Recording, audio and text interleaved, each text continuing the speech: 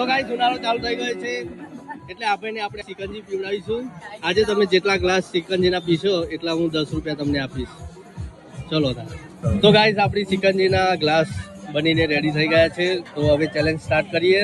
ચાલુ કરો. ચેલેન્જમાં કોઈ ટાઈમ લિમિટ નથી. જેટલા ગ્લાસ પીવા હોય અનલિમિટેડ ગ્લાસ. એક ગ્લાસના 10 રૂપિયા આપણે આપીશું. આ બીજો ગ્લાસ સિકંજીનો, આ ત્રીજો ગ્લાસ સિકંજીનો પીવાય છે.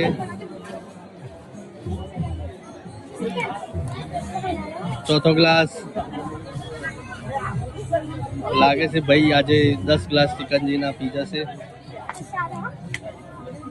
અડધા નહીં પીવાના, પૂરા ગ્લાસ ખાલી કરવાના.